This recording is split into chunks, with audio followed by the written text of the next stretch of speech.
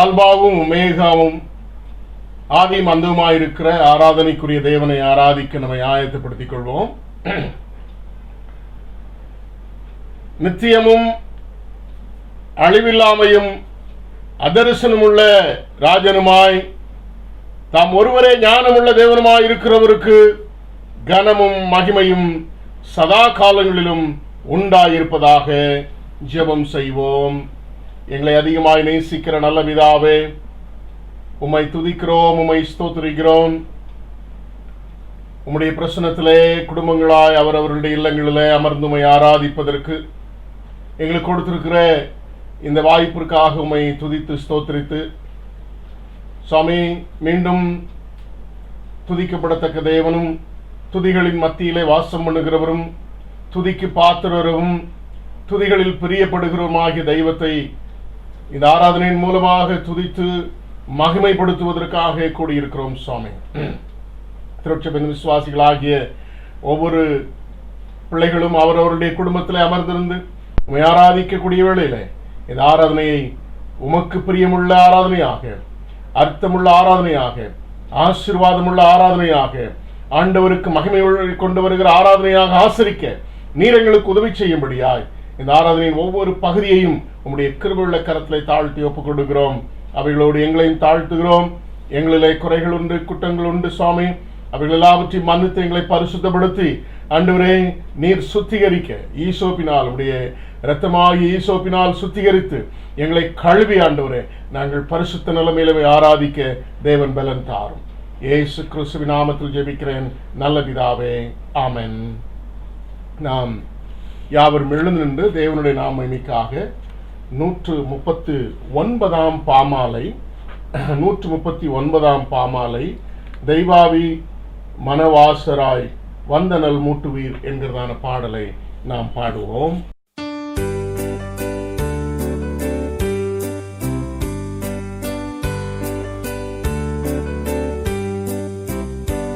தெய்வாவி மனவாசராய் வந்தனல் மூட்டுவீர், உம்மாடியாரின் உள்ளத்தில் மாக்ரியை செய்குவீர், மாக்ரியை செய்குவீர். நீர் சோதி போல் பிரகாசித்து நிர்பந்த ஸ்திதியும் என் கேடும் காட்டி ஜீவனும் மெய்ப்பாதை காண்பியும், மெய்ப்பாதை காண்பியும்.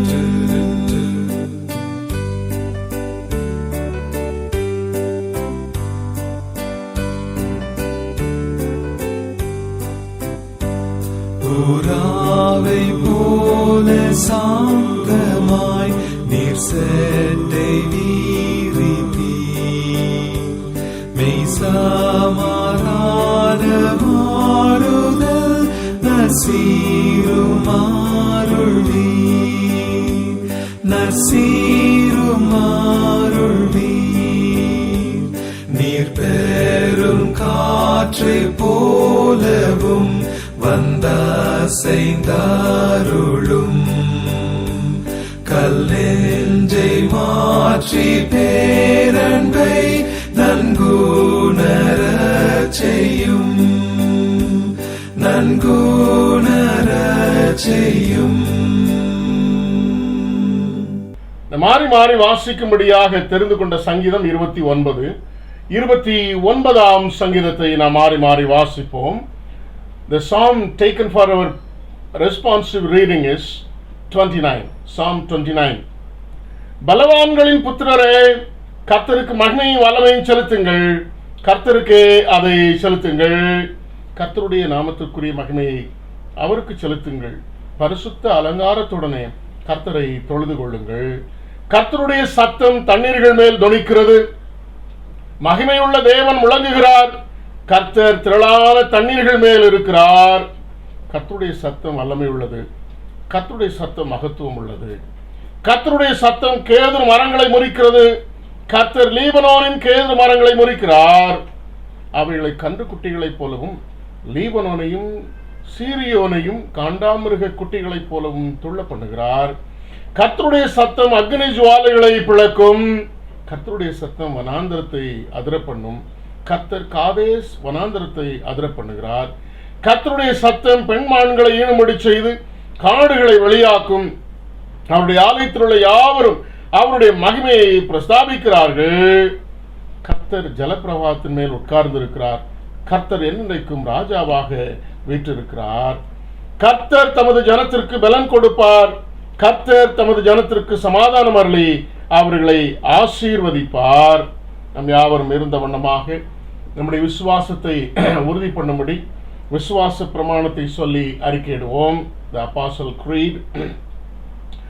வானத்தையும் பூமியும் படைத்த சரள பிதாவாகி தேவனை விசுவாசிக்கிறேன். அவருடைய குமாரனாகிய நம்முடைய நாதர் இயேசு கிறிஸ்து விசுவாசிக்கிறேன்.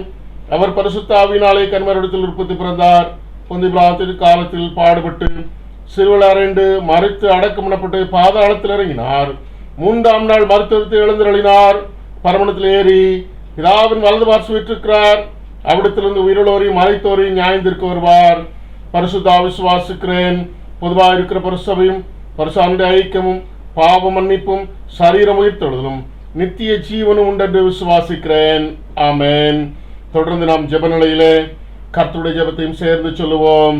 பரமனில் இருக்கிற எங்கள் பிதாவே, உம்முடைய நாமம் பரிசுத்தப்படுவதாக, உம்முடைய ராஜ்யம் வருவதாக, உம்முடைய சித்தம் பரலோகத்தில் செய்யப்படுகிறது போல பூமியிலும் செய்யப்படுவதாக. அன்றுள்ள அப்பத்தை எங்களுக்கு இன்று தாரும். எங்களுக்கு விரோதமாய் குற்ற செயலுக்கு நாங்கள் மன்னிக்கிறது போல எங்கள் குற்றங்களுக்கு மன்னியும். எங்களை சோதனைக்கு பிரவேசிக்க பண்ணாமல் தீமை எங்களை ரட்சித்துக் கொள்ளும். ராஜ்யமும் வல்லமையும் மகிமையும் என்னென்றைக்கும் உம்முடையவைகளே. ஆமென். இந்த அருமையான வேளையிலே நம்முடைய ஆராதனைக்கு ஆசீர்வாதமாக வாசிக்கும்படியாக தெரிந்து கொண்ட வேத பாட பகுதி யோவான் எழுதின சுவிசேஷம். யோவான் எழுதின சுவிசேஷம் 6ஆம் அதிகாரம் 48ஆம் வசனம் முதல் 63ஆம் வசனம் வரை. யோவான் 6ஆம் அதிகாரம் 48ஆம் வசனம் முதல். John chapter 6 verses from 48 to 63. ஜீவ அப்பம் நானே. உங்கள் பிதாக்கள் வனாந்தரத்திலே மன்னாவை புசித்திருந்து மரித்தார்கள். இதிலே புசிக்கிறவன் மறியாமல் இருக்கும்படி வானத்திலிருந்து இறங்கின அப்பம் இதுவே. நானே வானத்திலிருந்து இறங்கின ஜீவ அப்பம். இந்த அப்பத்தை புசிக்கிறவன் என்னென்னைக்கும் பிழைப்பான். நான் கொடுக்கும் அப்பம் உலகத்தின் ஜீவனுக்காக நான் கொடுக்கும் என் மாம்சமே என்றார். அப்பொழுது யூதர்கள், இவன் தன்னுடைய மாம்சத்தை எப்படி நமக்கு புசிக்க கொடுப்பான் என்று தங்களுக்குள்ளே வாக்குவாதம் பண்ணினார்கள். அதற்கு இயேசு அவர்களை நோக்கி, நீங்கள் மனுஷகுமாரனுடைய மாம்சத்தை புசியாமலும் அவருடைய இரத்தத்தை பானம் பண்ணாமலும் இருந்தால் உங்களுக்குள்ளே ஜீவன் இல்லை என்று மெய்யாகவே உங்களுக்கு சொல்லுகிறேன். என் மாம்சத்தை புசித்து என் இரத்தத்தை பானம் பண்ணுகிறவனுக்கு நித்திய ஜீவன் உண்டு. நான் அவனை கடைசி நாளில் எழுப்புவேன். என் மாம்சம் மெய்யான போஜனமாயிருக்கிறது, என் இரத்தம் மெய்யான பானமாயிருக்கிறது. என் மாம்சத்தை புசித்து என் இரத்தத்தை பானம் பண்ணுகிறவன் என்னிலே நிலைத்திருக்கிறான், நானும் அவனிலே நிலைத்திருக்கிறேன். ஜீவனுள்ள பிதா என்னை அனுப்பினது போல நான் பிதாவினால் பிழைத்திருக்கிறது போலவும் என்னை புசிக்கிறவனும் என்னாலே பிழைப்பான். வானத்திலிருந்து இறங்கின அப்பம் இதுவே. இது உங்கள் பிதாக்கள் புசித்த மன்னாவை போல அல்ல, அவர்கள் மரித்தார்களே. இந்த அப்பத்தை புசிக்கிறவனோ என்னென்றைக்கும் பிழைப்பான் என்றார். கப்பர்நகூமில் உள்ள ஜெப ஆலயத்திலே அவர் உபதேசிக்கல் இவைகளை சொன்னார். அவருடைய சீஷரில் அநேகர் இவளை கேட்ட பொழுது, இது கடினமான உபதேசம், யார் இதை கேட்பார்கள் என்றார்கள். சீஷர்கள் அதை குறித்து முறுமுறுக்கிறார்கள் என்று இயேசு தமக்குள்ளே அறிந்து அவர்களை நோக்கி, இது உங்களுக்கு இடராயிருக்கிறதோ? மனுஷகுமாரன் தாம் முன்னிருந்த இடத்திற்கு ஏறி போகிறதை நீங்கள் காண்பீர்களானால் எப்படி இருக்கும்? ஆவியே உயிர்ப்பிக்கிறது, மாம்சமானது ஒன்றுக்கும் உதவாது. நான் உங்களுக்கு சொல்லுகிற வசனங்கள் ஆவியாயும் ஜீவனாயும் இருக்கிறது என்பது. இதே பகுதியை நான் இப்பொழுது ஆங்கிலத்திலே வாசிக்க கேட்போம். The scripture portion taken for today's meditation is John chapter 6 verses 48 to 63. I am the bread of life. Your ancestors ate the manna in the wilderness, yet they died. But here is the bread that comes down from heaven, which anyone may eat and not die. I am the living bread that came down from heaven. Whoever eats this bread will live forever. This bread is my flesh, which I will give for the life of the world. Then the Jews began to argue sharply among themselves. How can this man give us his flesh to eat? Jesus said to them, Very truly I tell you, unless you eat the flesh of the Son of Man and drink his blood, you have no life in you. Whoever eats my flesh and drinks my blood has eternal life, and I will raise them up at the last day. For my flesh is real food and my blood is real drink. Whoever eats my flesh and drinks my blood remains in me and I in them. Just as the living Father sent me, and I live because of the Father, so the one who feeds on me will live because of me. This is the bread that came down from heaven. Your ancestors ate manna and died, but whoever feeds on this bread will live forever. He said this while teaching in the synagogue in Capernaum. On hearing it, many of his disciples said, This is a hard teaching. Who can accept it? Aware that his disciples were grumbling about this, Jesus said to them, Does this offend you? Then what if you see the Son of Man ascend to where he was before? The Spirit gives life, the flesh counts on nothing. The words I have spoken to you, they are full of the Spirit and life. May Lord bless these words. பிறந்த நாள் திருமண நாள் வாழ்த்துக்கள். இந்த வாரத்திலே தங்களுடைய பிறந்த நாட்களை காண்கிறவர்களை நான் வாசிக்கிறேன். 10ஆம் தேதி மிஸ்டர் ஐ விமன் அவர்களும், அதே தேதியிலே மிஸ்டர் ஜே சாலமன் அவர்களும் தங்களுடைய பிறந்த நாளை காண்கிறார்கள். 13ஆம் தேதி பேபி ஜெஸ்லின் அற்புத சிங் அவர்கள் தங்களுடைய பிறந்த நாளை காண்கிறார்கள். 14ஆம் தேதி பேபி ஷாரன் ஆனந்த் பிரின்ஸ் அவர்கள் தங்களுடைய பிறந்த நாளை காண்கிறார்கள். நினைக்கிறேன் ஷாரனுக்கு இது முதலாவது பிறந்த நாளாகும். இந்த வாரத்திலே தங்களுடைய பிறந்த நாட்களை காண்கிற அருமையான பிள்ளைகளை ஆண்டவராகிய இயேசு கிறிஸ்துவின் நாமத்தினாலும் திருச்சபையின் சார்பாகவும் அன்புடன் வாழ்த்துகிறேன், ஆசீர்வதிக்கிறேன். இந்த வாரத்தில் திருமண நாட்கள் இல்லை. அவை இந்த வாரத்தில் பிறந்த நாட்களை அருமையாய் காண்கிற பிள்ளைகள், நீங்கள் கர்த்தரால் ஆசீர்வதிக்கப்பட்டு தீர்க்காயுசோடும் சுகபலத்தோடும் குறிப்பாக தெய்வ கிருபைகளோடும் இந்த வருஷத்தில் கால் எடுத்து வைத்து அந்த கிருபையிலே மகிழ்ச்சியாக இருக்க, அந்த கிருபையிலே ஆண்டவரை மகிமைப்படுத்த, அந்த கிருபையை ஒவ்வொரு நாளும் பிள்ளைகளிலே காண, உங்களிலே காண கர்த்தர் உதவி செய்வாராக என்று சொல்லி உங்களை நான் அன்புடன் வாழ்த்துகிறேன், ஆசீர்வதிக்கிறேன். அவர்களுக்காக நாம் ஜெபம் செய்வோம். எங்களை நேசிக்கிற நல்ல பிதாவே, இந்த காலவெளியில் மீண்டும் உடைய பிரசனத்தில் இந்த வாரத்தில் பிறந்த நாட்களை காண்கிற இந்த உடைய பிள்ளைகளுக்காக நன்றி நிறைந்த இருதயத்தோடு உம்மை துதிக்கிறோம், உம்மை ஸ்தோத்திரிக்கிறோம் சுவாமி. அருமையான பிள்ளைகள் கர்த்தருடைய கிருபையில இவ்வளவு நாட்களும் காக்கப்பட்டு, கர்த்தருடைய கிருபையில மகிழ்ச்சியாயிருந்து, கர்த்தருடைய கிருபையின் ஆசீர்வாதங்களை பெற்று மகிழ்ந்திருக்க நிரூபிச்சு உம்மை ஸ்தோத்திரித்து அவர்களுக்கு ஆண்டவர் ஆசீர்வாதமாகவும் கிருபையாகவும் கொடுத்திருக்கிறேன். இந்த புதிய வருஷத்துல புதிய நன்மைகளையும் புதிய ஆசீர்வாதங்களையும் புதிய கிருபைகளையும் நம்முடைய பிள்ளைகள் பெற்று தீர்க்காயுசோடும் சுகபலத்தோடு வாழ்ந்து ஆண்டவரே அவருடைய வாழ்வின் ஒவ்வொரு நாள் வளர்ச்சியிலும் ஆண்டுடைய பெருக்கமான நன்மைகளை கண்டுகொள்ள நம்முடைய பிள்ளைகளை ஆண்டுடைய கிருபையுள்ள கரத்தில் ஒப்புக் கொடுத்து அவர்களையும் அவருடைய பிறந்த நாளையும் குறிப்பாக இந்த புதிய வருஷத்தையும் நாங்கள் வாழ்த்துகிறோம், ஆசீர்வதிக்கிறோம் சாமி. கர்த்தருடைய கிருபையுள்ள கரம் அவர்களை தாங்க, ஏந்த, தப்புவிக்க, சுமக்க அர்ப்பணிக்கிறோம். இயேசு கிறிஸ்துவின் நாமத்தில் ஜெபிக்கிறேன் நல்ல பிதாவே, ஆமென். நம்முடைய பிள்ளைகள் அருமையாய் கடந்த வாரத்திலே வசனத்தை சொன்னார்கள். அதே போல இந்த வாரத்திலும் அருமையான நம்முடைய சண்டே ஸ்கூல் பிள்ளைகள் இப்பொழுது வசனம் சொல்வார்கள். Now our Sunday school children will recite the memory verses. Amen.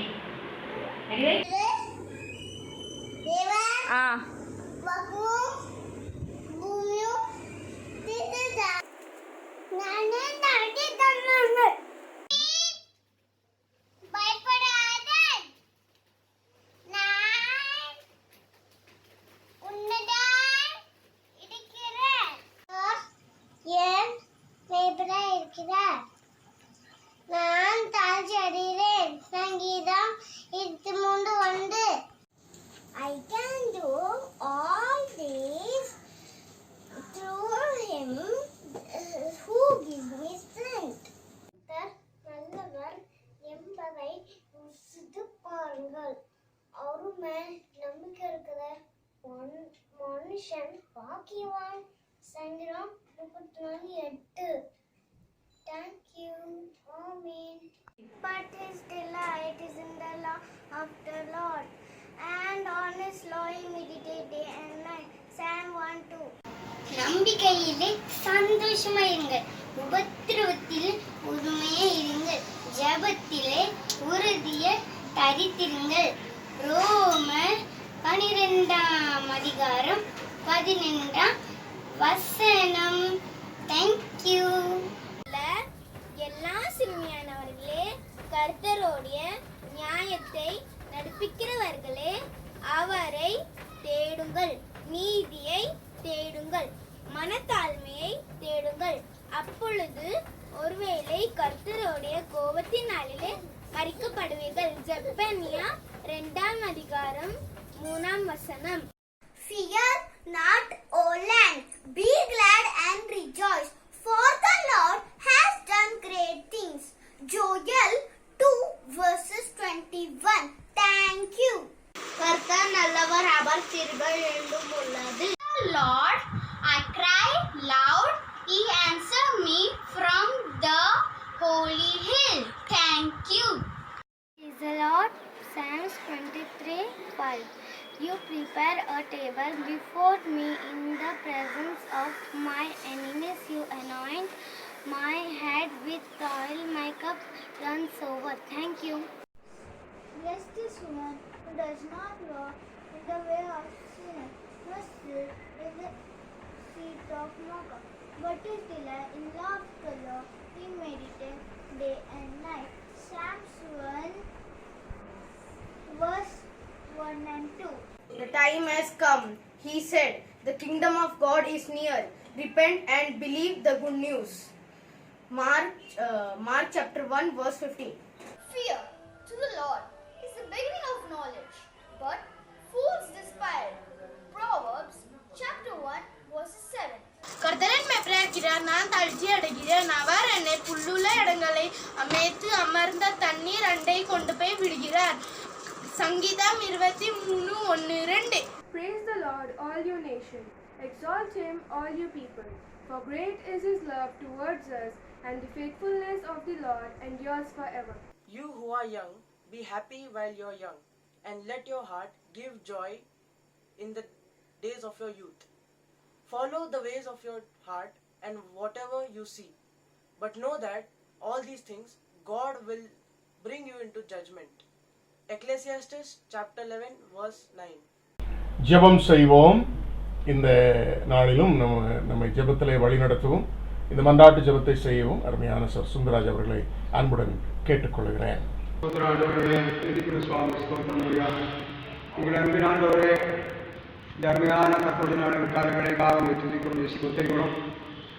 இந்த அருமையான நல்ல நாளிலும் திருச்சபையாக ஆண்டவரே ஒரு மனதோடு ஒவ்வொருவரும் அவருடைய இல்லங்களிலிருந்து உண்மை துதிக்கத்தக்கதாக, உண்மை ஸ்தோத்தரிக்கத்தக்கதாக, உண்மை மகிமைப்படுத்த முடியாது தந்த வாய்ப்புக்காக ஸ்தோத்திரம்.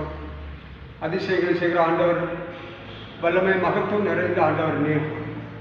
ஒவ்வொரு நாளும் கண்மணி போல பாதுகாக்கிற தேவன் நீர். சகலத்தையும் உருவாக்கினவர், சகலத்தையும் செய்து முடித்தவர், உம்முடைய நாமத்துக்கு முக்கியமான காரியங்களை செய்கிறவர்.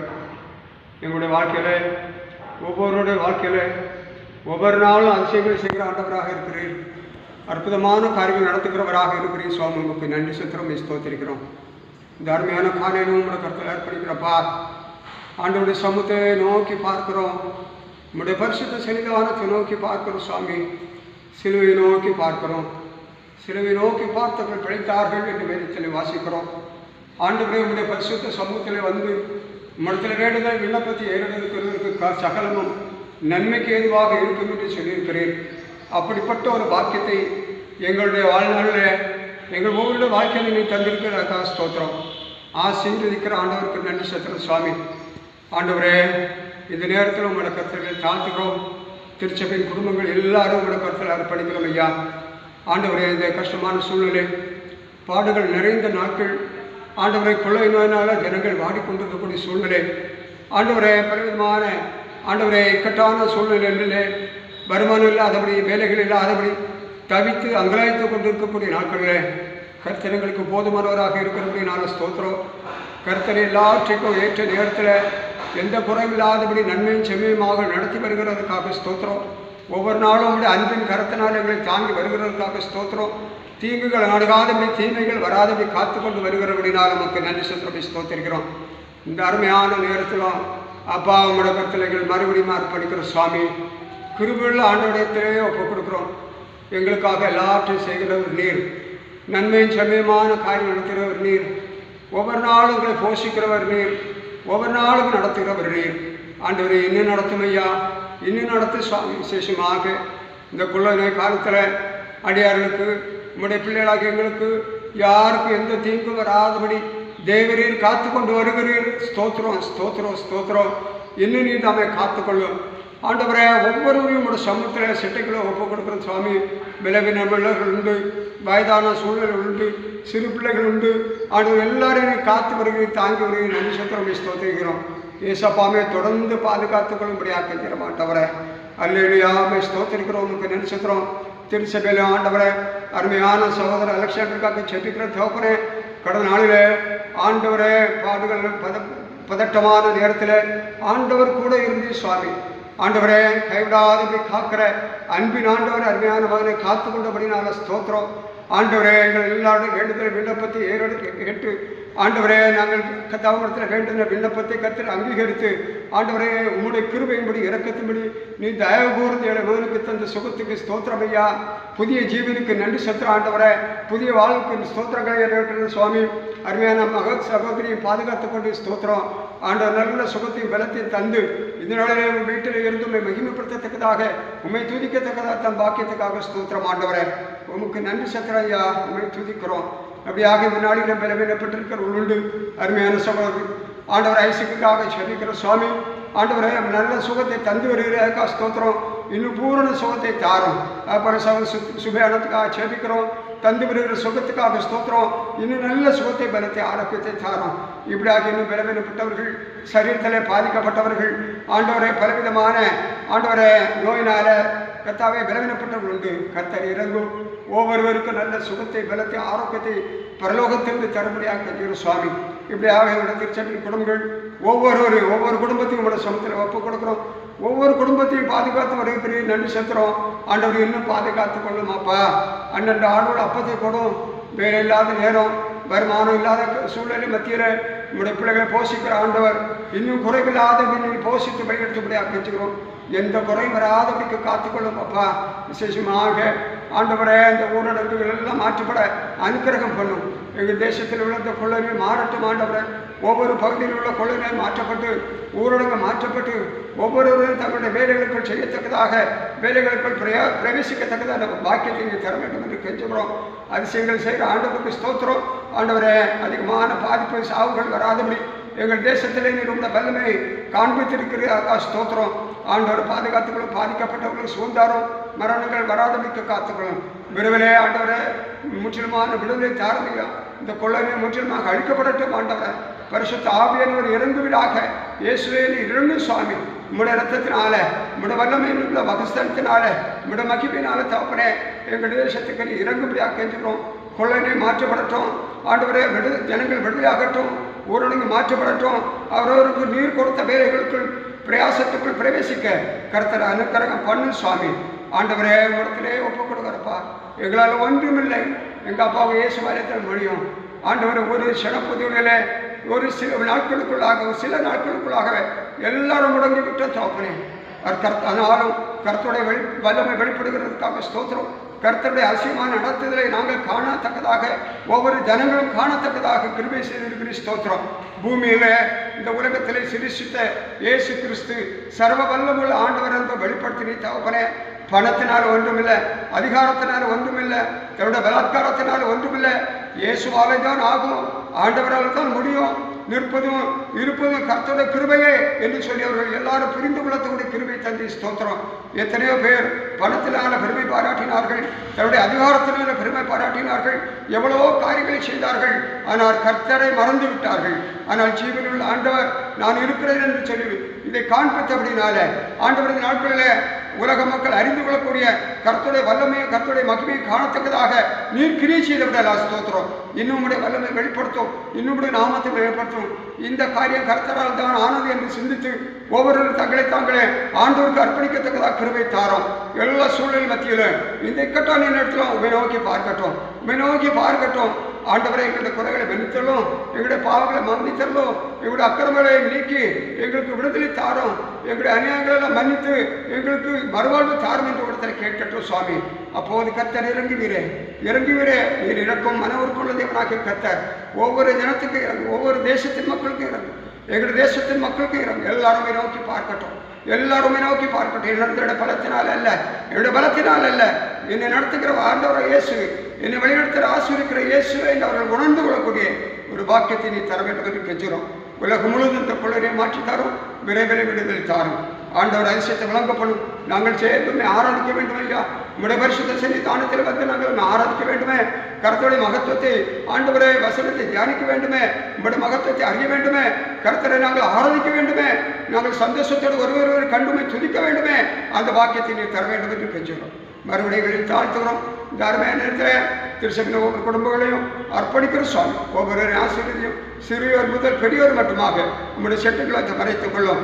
ஒவ்வொரு நாளும் அவரவருடைய வீடுகளில் இருக்கும்போது கர்த்தரை மகிமைப்படுத்திக் கொண்டு கர்த்தரை துதித்து உண்மையை தேடிக்கொண்டிருக்கத்தக்கதாக கிருபை தாரும்.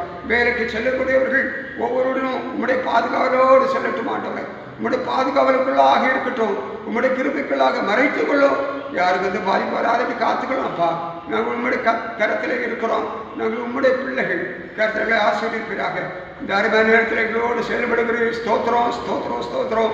இன்னும் செயல்படும். இந்த நாள் ஆண்டவரே நாங்கள் கேட்க இருக்கிற சத்தியத்துக்காக அவருடைய சமத்தில் வருகிறோம்.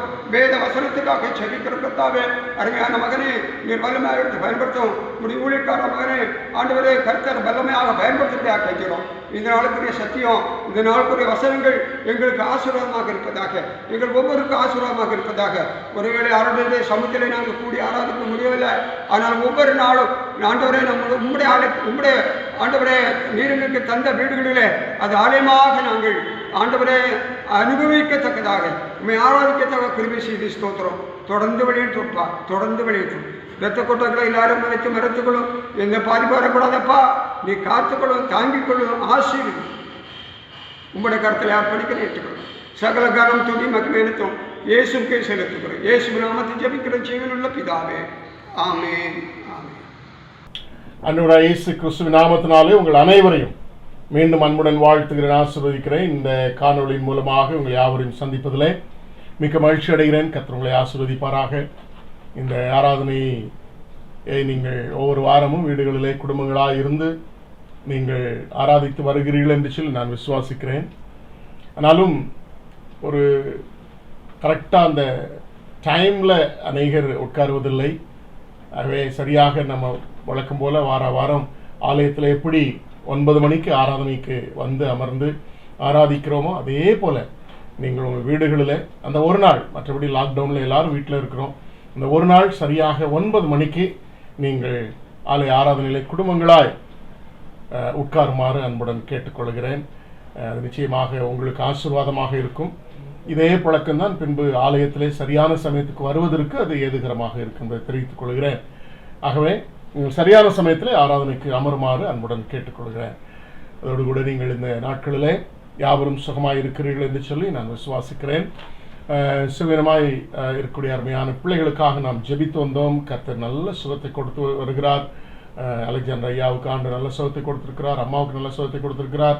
அருமையான சுபையா அங்கிள், அம்மா குமார் அவர்களுக்கு நல்ல சுகத்தை கொடுத்திருக்கிறார்.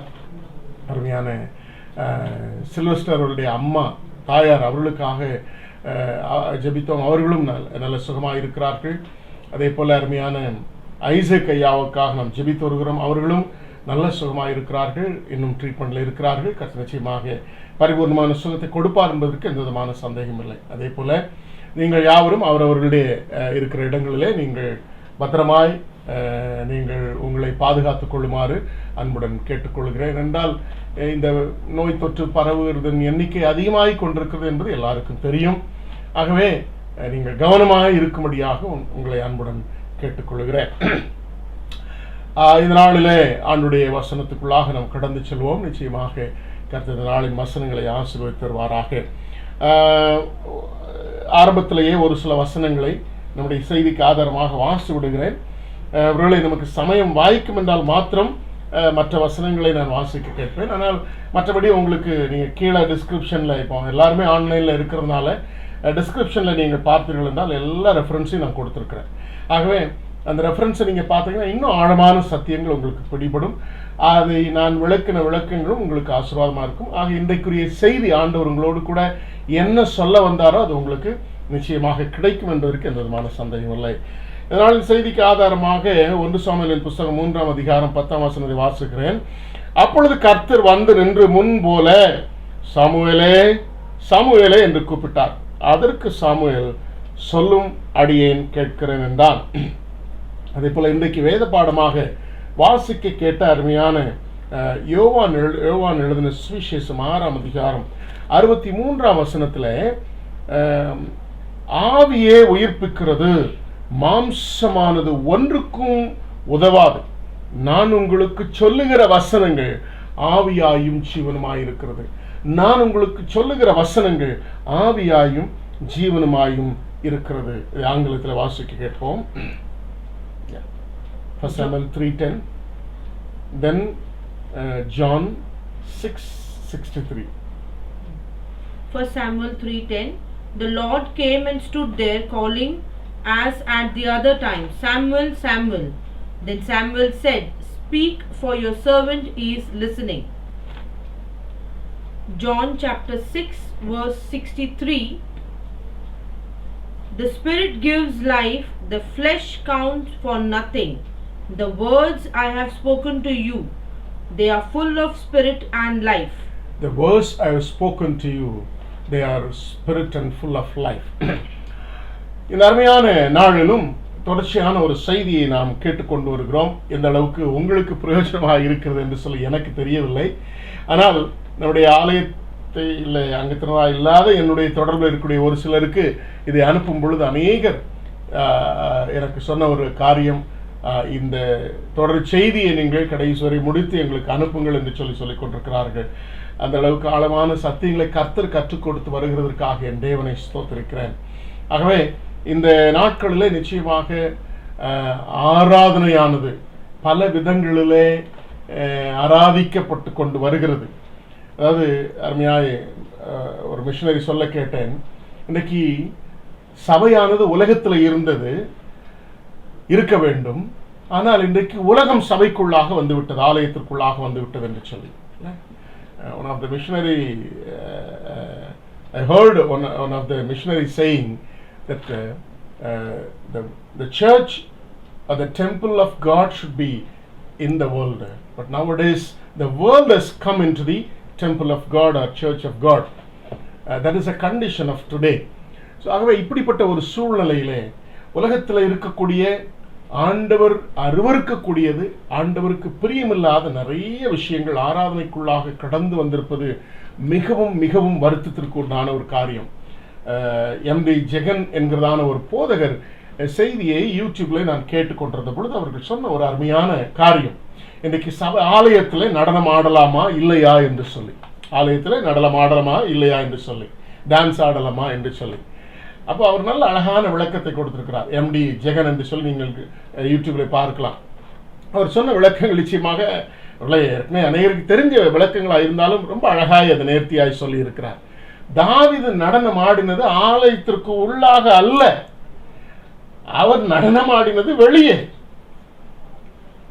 அவர் வீதியில நடனமாடினார், ஆண்டவரை மகிமைப்படுத்தி சென்றார். அவர் நடனமாடின நிலைமையும் வேறு விதமாக இருந்தது.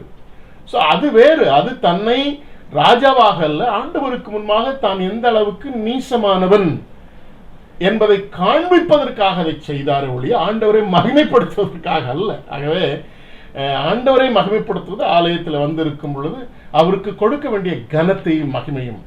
இன்றைக்கு ஆராதனைகளில் நடனமாடுகிற ஆராதனை நடத்துகிறவர்களை காணும் பொழுது அவர்கள் போடக்கூடிய அந்த ஸ்டெப்ஸ் எல்லாமே சினிமாவிலிருந்து காப்பி அடிக்கப்பட்டு வந்தவைகள். அந்த சினிமாவில் இருக்கக்கூடிய சில நடனங்களை நீங்கள் பார்க்கும் பொழுது வல்கரான மூமெண்ட்ஸை நீங்கள் பார்க்கலாம். அது எந்த அளவுக்கு நீங்கள் புரிந்து கொள்ளுகிறீர்களோ எனக்கு தெரியவில்லை. ஆனால் வல்கரான மூமெண்ட்ஸ் நிறைய இருக்கு. அதை கொண்டு ஆலயத்தில் போடக்கூடிய ஒரு காலகட்டத்தில் வாழ்ந்து கொண்டிருக்கிறோம். ஸோ ஆகவே ஆராதனைகள் இன்றைக்கு எப்படி நிலைமைக்கு எடுத்து செல்லப்படுகிறது, ஆராதனை நடத்துகிறவர்களா என்பதை நீங்கள் புரிந்து கொள்ள வேண்டும் என்கிற அக்கறையோடு கூட ஆராதிக்கிற நீங்களும் நானும் ஆண்டவரை எப்படி ஆராதிக்க வேண்டும் என்று சொல்லி நாம் சிந்தித்துக் கொண்டிருக்கிறோம். எதனுடைய அடிப்படையில்? ஆண்டவரை ஜீவனுள்ள தேவனாக தரிசிப்பதற்கு ஜீவன் உள்ளவர்களிடத்திலே ஆண்டவரை நாம் தேட வேண்டும், அல்லது உயிரோடு இருக்கிறவர்களிலே தேட வேண்டும் என்று சொல்லி லூக்கா 24:5-6 அடிப்படையிலே சிந்தித்துக் கொண்டு வருகிறோம். அப்படி ஜீவனுள்ள ஆராதனைகளிலே இந்த உயிரோடு இருக்கிறவரை நாம் தரிசிக்க முடியும் என்பதாகவும், அந்த ஆராதனைகள் எப்படி இருக்க வேண்டும், அதிலே முதலாவது ஆராதிக்கப்படுகிற தெய்வத்தை குறித்து சிந்தித்தாயிற்று. இரண்டாவதாக இப்பொழுது ஆராதனை செய்கிற ஆராதிக்கிறவர்கள் என்பதை குறித்து நாம் சிந்தித்து வருகிறோம். Nowadays, in many of the worship services, the worshippers start dancing and make the people dance, which is copied from the cinema which they see, and the movements they do in the presence of God are vulgar movement. How we degrade God, put God down and God's name down during the worship service. எந்த அளவுக்கு அது மோசமான ஒரு நிலைமைக்கு கடந்து சென்றிருக்கிறது என்பதை நீங்கள் யோசித்து பாருங்கள். ஆகவே உலகம் இன்றைக்கு எங்கே வந்துருச்சு? ஆலயத்திற்குள்ளாக வந்துவிட்டது. ஆகவே ஆராதிக்கிற நீங்களும் நானும் நம்ம ஜாக்கிரதையாய் ஆராதிக்க வேண்டிய பிரகாரமாய் ஆராதிக்கப்படத்தக்க தெய்வத்தை நாம் ஆராதிக்க வேண்டும். ஆகவே இந்த நமக்குள்ளாக முதலாவது ஜீவன் இருக்க வேண்டும் என்று சொன்னேன். அடுத்ததாக ஒரு மனம் இருக்க வேண்டும் என்று சொன்னேன். We should have a life as well as we should have unity within ourselves. To have unity within ourselves, we have been meditating on the definition given by one of the archbishops on worship and how a worshipper should worship the Lord. ஆகவே அதனுடைய அடிப்படையில் கடந்த வாரத்திலே நாம் சிந்தித்தோம். என்ன சிந்தித்தோம் என்றால், the nourishment of mind with this truth, அதாவது நம்முடைய சிந்தனையை, மனதை என்ன செய்ய வேண்டும்? அவருடைய வசனத்தினால் வளமாக்க வேண்டும். ஆகவேதான் ஆராதனைகளிலே வசனங்கள் பிரசங்கிக்கப்படுகிறது என்பதாக நாம் சிந்தித்தோம். ஸோ அந்த இன்றைக்கு ஜனங்கள் கடந்த வாரத்தில் சிந்தித்தோம் எப்படி வசனங்களை கேட்கிறார்கள் என்பதை பல காரியங்கள் மூலமாக நான் உங்களோடு கூட பகிர்ந்தளித்தேன். அநேகர் அதை குறித்தான காரியங்களை என்னோடு கூட பகிர்ந்தளித்தீர்கள். ஆகவே நாம் வசனம் கேட்கிறவர்கள் எப்படிப்பட்டவர்களாக இருக்க வேண்டும், எப்படி கேட்டால் அந்த வசனங்கள் நம்முடைய மனதை வளமாக்கும் என்பதை குறித்து ஒரு சில காரியங்களை நாம் சிந்தித்தோம்.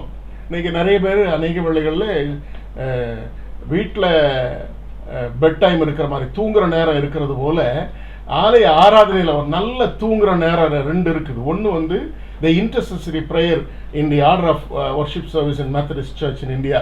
என்னன்னா அந்த இன்டர்செசரி ப்ரேயரில் தான் லேட்டாக வர்றவங்களாம் உள்ளே வருவாங்க. நீங்கள் எப்போ பார்த்தீங்கன்னாலும் இன்டர்செசரி ப்ரேயர் அல்லது மண்டாட்டு ஜெபம் அல்லது போதகர் ஜெபம், பொது ஜெபம் என்று சொல்லி பல வார்த்தைகளை பயன்படுத்துகிறோம். அந்த நேரத்தில் தான் லேட்டாக வர்ற எல்லாம் உள்ளே வரும். அந்த நேரத்தில் தான் கொஞ்சம் பேர் தண்ணி குடிக்க போவாங்க. அந்த நேரத்தில் தான் பிள்ளைகளுக்கு சாப்பாடு கொடுக்க போவாங்க. அந்த நேரத்தில் தான் எழும்பி ஒவ்வொருத்தரும் பேச வேண்டியது, கொடுக்க வேண்டியது, வைக்க வேண்டியது, பைபிள் பரிமாற வேண்டியது, காணிக்க வீட்டில் கொடுக்க மறந்துருப்பாங்க, அதை பிள்ளைகள்கிட்ட கொடுக்க வேண்டிய அத்தனை வேலையும் இன்டர்செசரி பிரேயர்ல நடக்கும். நீங்க கேட்கலாம், இதெல்லாம் கண்ணை மூடி ஜெபம் பண்ற உங்களுக்கு எப்படியா தெரியும் அப்படின்னு சொல்லிட்டு. அதுக்காக கண்ணை முழிச்சு ஜெபம் பண்றதா அர்த்தம் இல்லை. இன்டர்செசரி ப்ரேயர்ல சில நேரங்களில் ஒரு சிலரை ஜெபிக்க சொல்லும் பொழுது எப்படி உங்களுடைய கவனம் அந்த ஜெபத்திற்கு நேராக இருக்கிறது என்பதை பார்க்கும் பொழுது அதை நான் கண்டறிந்திருக்கிறேன். ஆகவே அவருடைய பிரசனத்தில் அது ஒரு தூங்குற, நிறைய பேர் தூங்கிடுறாங்க அந்த நேரத்தில். மன்றாட்டு ஜெபம் முடிஞ்சு ஐயர் ஜெபம் பண்றது நல்ல தாலாட்டு படுற மாதிரி இருக்கும், ஒரு தூக்கம் போட்டு எழுந்திரிச்சிருவாங்க, ஒரு குட்டி தூக்கம் இல்லை. அடுத்தது ரெண்டாவது எங்கன்னா பிரசங்க நேரம், அப்படியே கண்ணு சொக்கும் நிறைய பேருக்கு பிரசங்கம் பண்ணிக்கிட்டு இருக்கும்போது இல்லையா.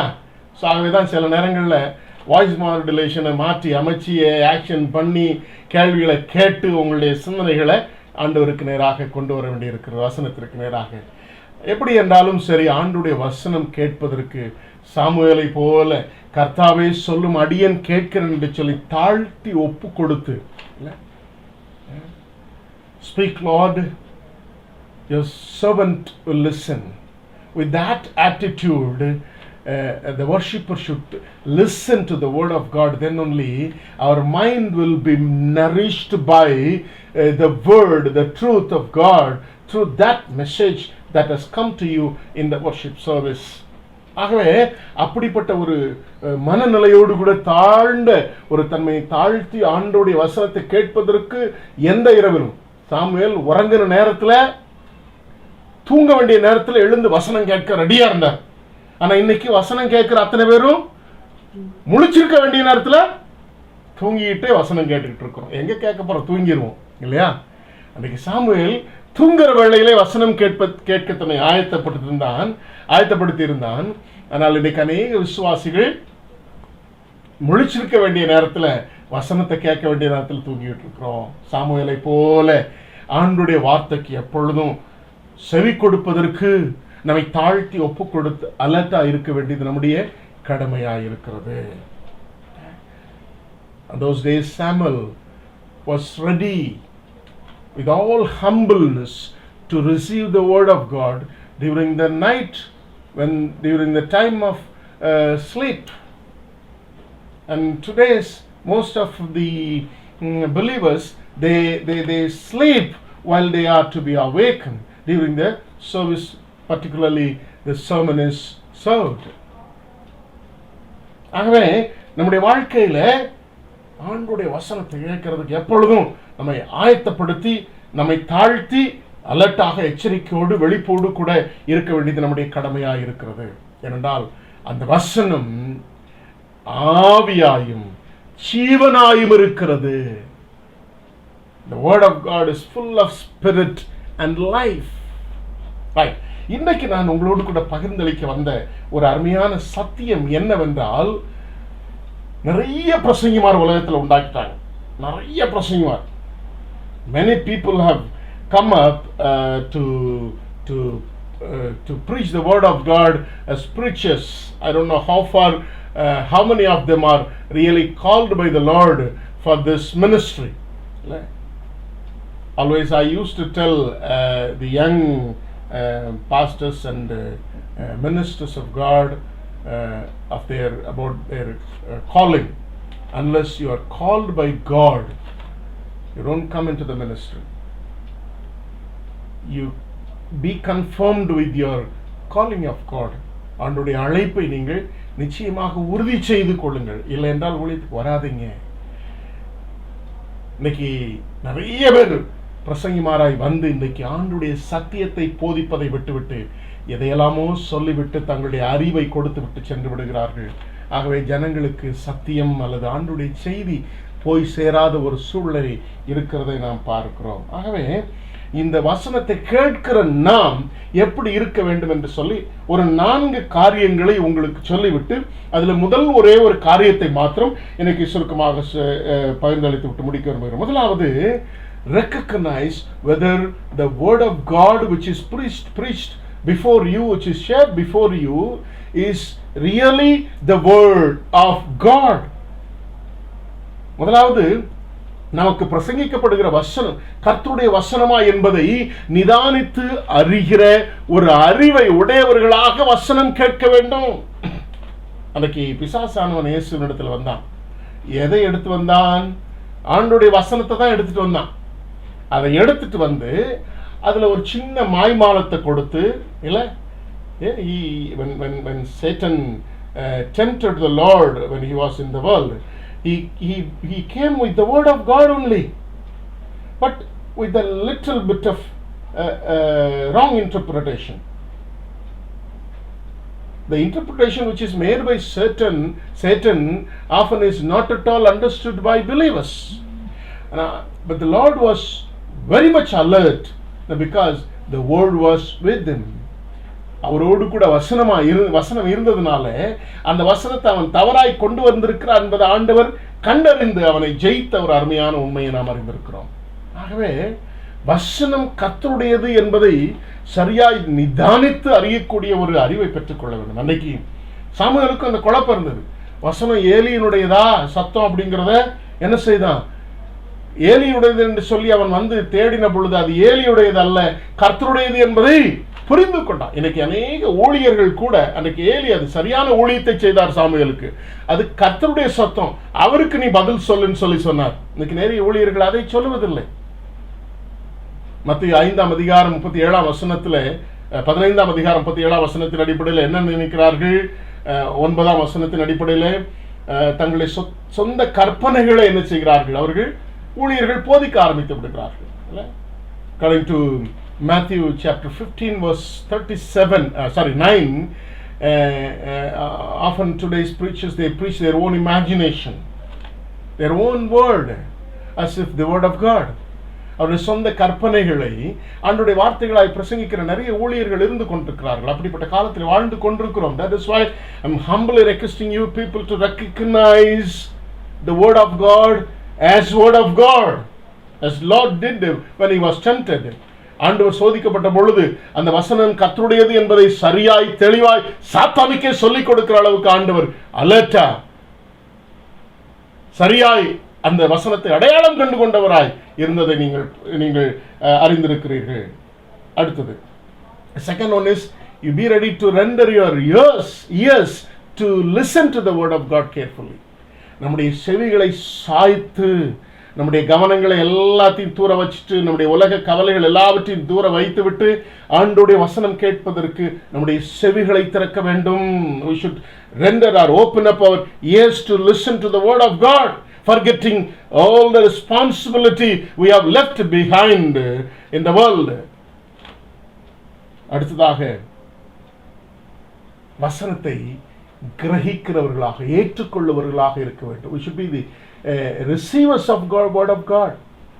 We should receive the word of God. அது தாழ்மையோடு கூட ஏற்றுக்கொள்ளக்கூடிய மனப்பக்குவத்தோடு கூட கர்த்தருடைய வசனத்தை கேட்க வேண்டும். அடுத்ததாக அந்த வசனம் யாருக்கு பிரசங்கப்படுகிறது, எதற்காக பிரசங்கிக்கப்படுகிறது என்பதை தெளிவாய் புரிந்து கொள்ள வேண்டும். Then we have to realize the word of God, the message of God which has come to you. Whom does the word of God has been preached?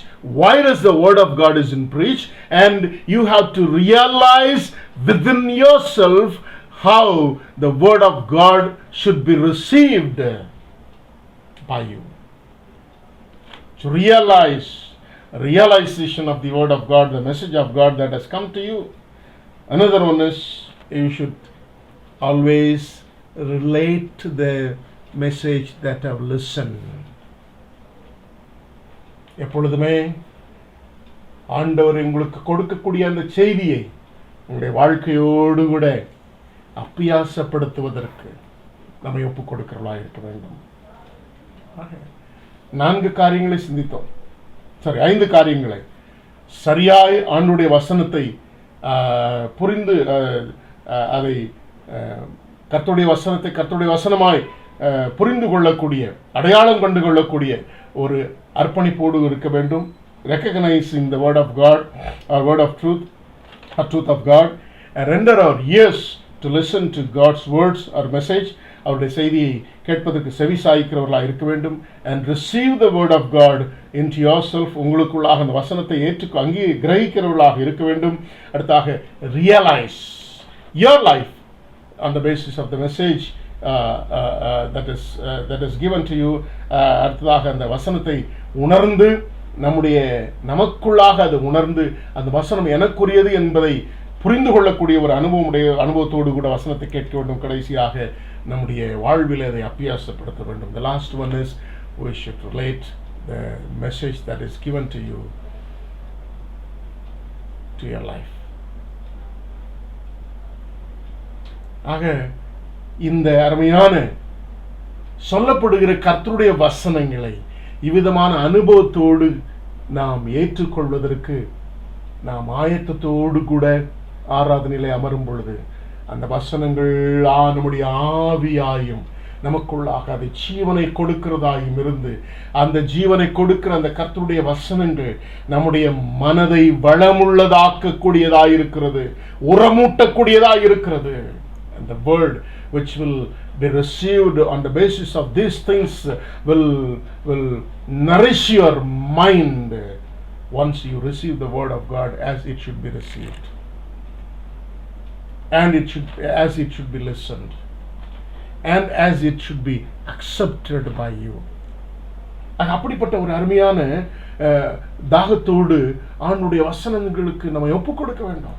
கடந்த வாரத்தில் ஒரு அருமையான குழந்தை சொன்னால், ஆகாரத்தினால் வரக்கூடிய பஞ்சம் அல்ல, தண்ணீரினால் வரக்கூடிய பஞ்சம் அல்ல, கர்த்தருடைய வசனம் கேட்கக்கூடாத பஞ்சகாலம் வந்திருக்கிறது, எனக்கு என்னமோ புரிகிறது அது இப்பொழுதே வந்திருக்கிறது என்று சொல்லி நிறைய பிரசங்கமாக இருந்தாலும் கர்த்தருடைய வசனம் கிடைக்காத பஞ்சகாலத்தில் வாழ்ந்து கொண்டிருக்கிறோம் என்பதை நீங்களும் விசுவாசிகளாகி நீங்களும் நானும் புரிந்து கொள்கிறோம். ஊழியர்கள் அநேகர், ஆனால் வசன பஞ்சம் ஏற்பட்டிருக்கிறது. ஏனென்றால் அந்த போதனைகள் அப்படியா இருக்கிறது. கர்த்தருடைய வசனமாய் போதிக்கப்படாத காலத்தில் வாழ்ந்து கொண்டிருக்கிறோம். இப்ப முதலாவது காரியம், எப்படி இந்த வசனத்தை கர்த்தருடைய சத்தியமாய் அல்லது வசனமாய் செய்தியாய் என்னால் புரிந்து கொள்ள முடியும். So I'll give you few guidance to how can we recognize the word of truth, or truth of God, or word of God, or the message of God that has come from the preacher. அது கர்த்தருடைய வசனமா அல்லது யாருடைய வசனம் என்பதை எப்படி புரிந்து கொள்வது என்பதை குறித்து சுருக்கமான ஒரு காரியத்தை நான் சொல்லிக்கொள்ள விரும்புகிறேன். முதலாவது, நான் ஏற்கனவே கடந்த 2 வாரங்களுக்கு முன்பாக உங்களோடு கூட பகிர்ந்தளிக்கும் போது சொன்னேன், when we happen to sin, what happens? We listen to when the situation arises to commit sin, what happens? We listen to 3 voices. One is the voice of God, the Spirit of God, and the voice of the Spirit of the Lord, and second one is the voice of Satan, and third one is the voice of ourselves. 3 விதமான நபர்களுடைய சத்தம் கேட்கும். பாவம் செய்யும் போது ஆவியானவர் சொல்வார் பாவம் செய்யாதன்னு, சாத்தான் சொல்லுவான் செய்யாது, ஒன்றும் இல்லை உனக்கு ஆசீர்வாதமா இருக்கும்பா, நல்லதுதானன்னு சொல்லுவான், உலக ஆசீர்வாதங்களை கொடுக்கும்னு சொல்லுவான். ஆனால் நமக்குள்ள ஒரு செல்ஃப் இருக்குது. ரெண்டையும் அனலைஸ் பண்ணிட்டு எனக்கு என்ன சரின்னு படுதோ, எனக்கு என்ன என்னுடைய சுயத்தில் சுகத்தை கொடுக்கிறதோ அந்த வசனத்தை அதனுடைய அடிப்படையில் நாம் பாவம் செய்து விடுகிறோம் என்று சொல்லி நான் சொன்னேன். அதே போல வசனம் கேட்கும் பொழுது கூட சொல்லப்படுகிற வசனங்களை ஒன்று பொறுக்கிக் கொள்ளக்கூடிய ஒரு அனுபவமாக இருக்கக்கூடியதற்கும் வசனம் அருமையாக நான் போட்டு சொல்லுகிறேன். அடுத்ததாக மனுஷனுடைய கற்பனையாக இருக்கும். இந்த ரெண்டும் கர்த்தருடைய வசனமா இல்லையா என்பது நீங்கள் அவர்கள் கேட்கிற வசனத்தின் மூலமாக சொல்லப்படுகிற செய்தியின் மூலமாக நீங்களும் நானும் புரிய முடிய வேண்டும். Satan is there always to take away the truth of God, the message that is given in the services. He is always there to take away the truth, or the message that is given. And sometimes the preachers, instead of preaching the word of God, they preach their own imaginations according to Matthew 5:15-9. ஆக அப்படிப்பட்ட ஒரு நிலைமையில் இருக்கிறதுனாலே கர்த்தருடைய வசனத்தை எப்படி நாம் அறிந்து கொள்வது என்பதை கடைசியாக நான் சொல்லுகிறேன். முதலாவது, கர்த்தருடைய வசனத்தை பொறுக்குவதற்கு, எடுத்து போடுவதற்கு எப்பொழுதும் சாத்தான் ரெடியா இருக்கிறான். நான் வாசிக்கிட்ட அருமையான வசனத்தை பார்க்கலாம். முதலாவது மார்க் 4:15 நான் வாசிக்கிறேன். நமக்கு தெரிந்த அருமையான வசனம் மார்க் 4:15. ஆங்கிலத்தில் வாசமா நான் தமிழ் வாசிக்கிறேன். Mark chapter 4 verses 15. Some people are like seed along the path where the word is sown. as soon as they hear it, Satan comes and takes away the word that was sown in them. விதைக்கிறவன் வசனத்தை விதைக்கிறான். வசனத்தை கேட்ட உடனே சாத்தான் வந்து அவர்கள் இருதயங்களில் விதைக்கப்பட்ட வசனத்தை எடுத்து போடுகிறான். இவர்களே வசனம் விதைக்கப்படுகிற வழியறியானவர்கள் என்று சொல்லி நாம் வாசிக்க கேட்கிறோம். அப்போ வசனத்தை எடுத்து போடுறதுக்கு எப்பொழுதும் சாத்தான் ரெடியா இருக்கிறான்னு அர்த்தம். He is always there to take away the word of God, the truth of God from you. ஆக இவர்களெல்லாம் யார்? வழியருகவே விதைக்கப்பட்டவர்கள் என்று சொல்லி ஆண்டவர் சொல்லி இருக்கிறது. வழியருகவே வசனத்தை உட்கார்ந்து கேட்கிறவர்கள் என்று சொல்லி வசனம் அருமையாக சொல்லி இருக்கிறது. அப்போ வசனம் சொல்லப்படுகிற வசனங்கள் உங்களால் மாத்திரம் நல்ல நிலங்களாக இருக்கும் பொழுது மாத்திரம் உங்களுக்குள்ளாக காக்கப்பட முடியும். சாத்தான் ரெடியா இருக்கு. ஸோ எப்படி எல்லாம் பொறுக்கி போடுறான்னு சொல்லி பார்த்தீங்கன்னா, எப்படி பொறுக்கி போடுறதை என்னால் புரிஞ்சிக்க முடியும். We should know how Satan takes away the word of God from us. One is through deception. அப்படி லேசா ஏமாற்றுவான், ஒரு ஏமாற்றத்தை கொடுப்பான். அந்த அவன் ஏமாற்றுகிறான் என்கிறது உங்களுக்கே புரியாது. அவன் வஞ்சிக்கிறவன் என்று சொல்லி வேதம் சொல்லுகிறது. ஆகவே அப்படிதான் ஏவாளை வஞ்சித்து போட்டது எல்லாருக்கும் தெரியும். ஆண்டவர் வசனம் சொன்னார், இதை புசிக்கிற நாளில் நீங்கள் சாகவே சாவீர்கள். ஆனா அந்த வசனத்தை இவங்களுக்கு சாதகமா ஒரு சின்ன விஷயத்தை சொல்லி, நீங்கள் அதை புசிக்கிற நாளிலே தேவர்களை போல் இருப்பீர்கள் என்று சொல்லு. He made a small change in the word of God when he met Eve in the Eden of God. In the word of God, what is that? God said not to eat the fruit of the tree which is there in the midst of the garden. And when Satan came, he made a small change. He said to Eve that when you eat the fruit of knowledge, you will be like gods and angels. தேவர்களை போல இருப்பீர்கள் என்று சொல்லி சொன்னான்.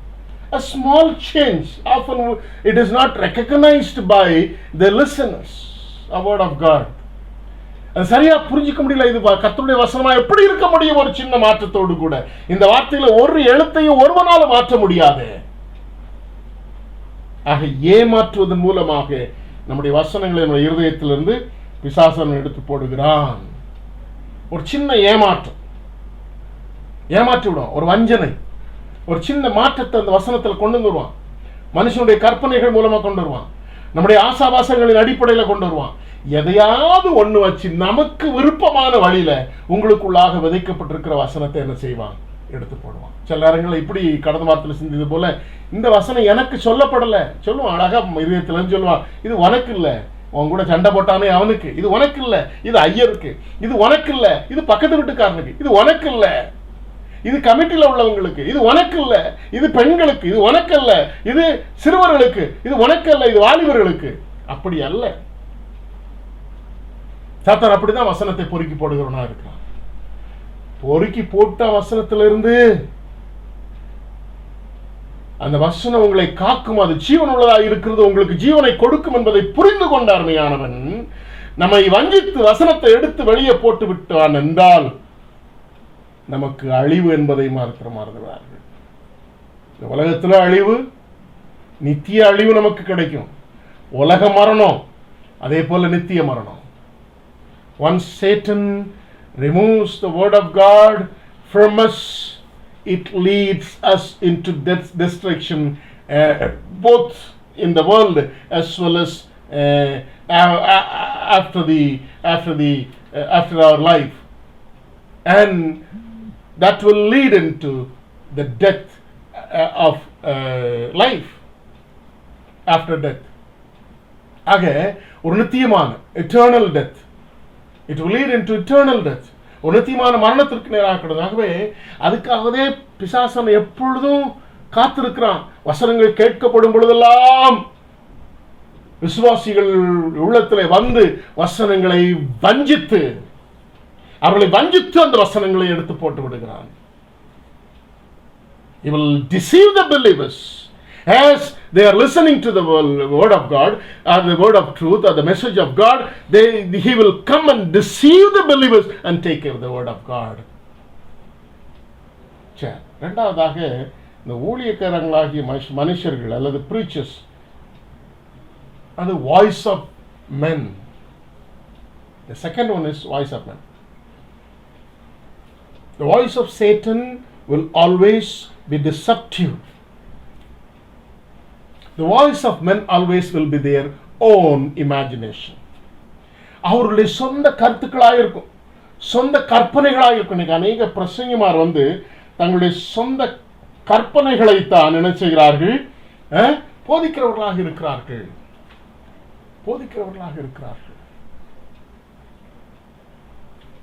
என்னமோ வசனம் தெரிஞ்சது போல புதுசா ஒரு விளக்கம் கொடுக்க போறேன்னு சொல்லிட்டு, I don't know how they are going to give a new interpretation to the word of God. How the preachers are coming up with new interpretation of God.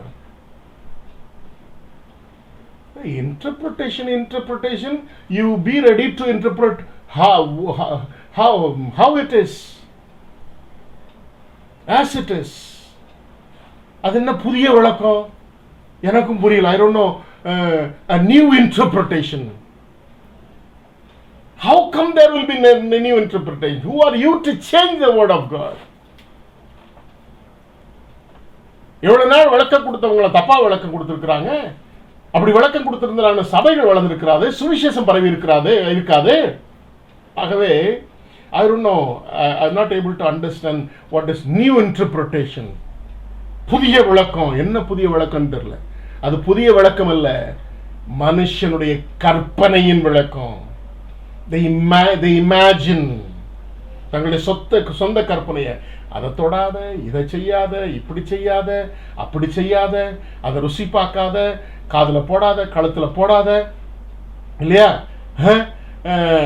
கல்யாணம் பண்ணாத, இப்படி பல விஷயங்களை தங்களுடைய சொந்த கற்பனைகளை உள்ள கொண்டு தங்களை நீதிமான்களாக காண்பித்து தங்கள் சொல்லக்கூடிய செய்திகள் எல்லாம் கர்த்தருடைய வசனமாக கற்பனைகளாய் போதித்து என்ன செய்கிறார்கள்? இன்றைக்கு மனிதர்களை சத்தியத்தை விட்டு மனம் திரும்புதலை விட்டு, ஆண்டவர் சொன்னது போல, கடந்த நாட்களை நாம் சிந்தித்தது போல, மனம் திரும்புகள் பரலோக ராஜ்யம் சமீபித்திருக்கிறது என்கிறதான உண்மையான மெய்யான ஆழமான சத்தியத்தை விட்டு இப்படி தொடாதே, ருசி பாராதே, புசிக்காதே, செல்லாதே, போடாதே என்று சொல்லி பலவிதமான தங்களுடைய சொந்த கற்பனைகள் சொல்லி இந்த சத்திய வசனங்களை விட்டு விலக்கி தங்களுடைய சொந்த கற்பனைகளை போதிக்கிற செய்தியாளர்கள் இன்றைக்கு இருக்கிறார்கள். கவனமாக இருக்க வேண்டும்.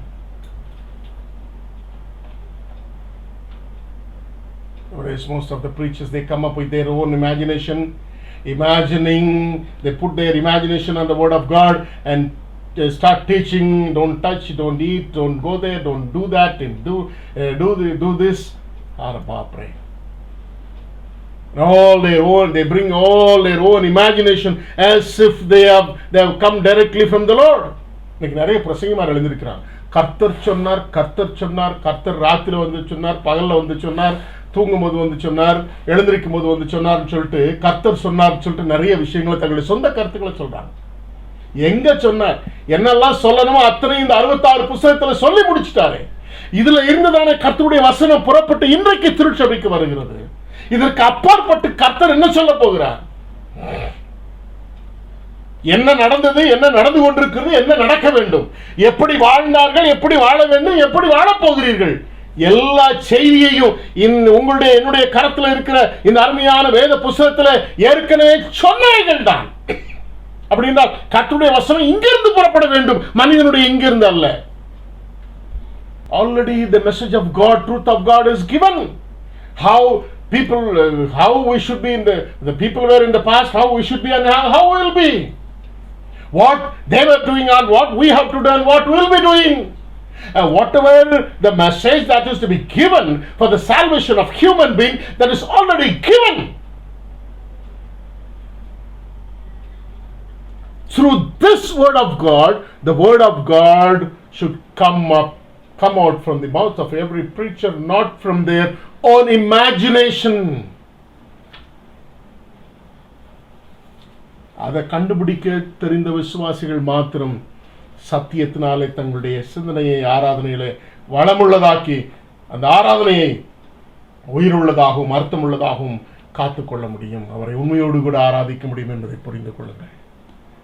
மனுஷனுடைய சொந்த கற்பனைகளை. அடுத்தது இப்போ ஒரு கூட்டம் தங்களுடைய உலக இச்சைகள், மனுஷனுடைய பிரசங்கம் எப்படி இருக்கும், வசனம் எப்படி இருக்கும்னா, வாய்ஸ் எப்படி இருக்கும்னா, தங்களுடைய இச்சைகளை நிறைவேற்றுவதற்கு, விசுவாசிகளுடைய இச்சைகளை நிறைவேற்றுவதற்கு ஏற்ற விதமாக தான் அவருடைய வார்த்தைகளும் பிரசங்கங்களும் இருக்கும்.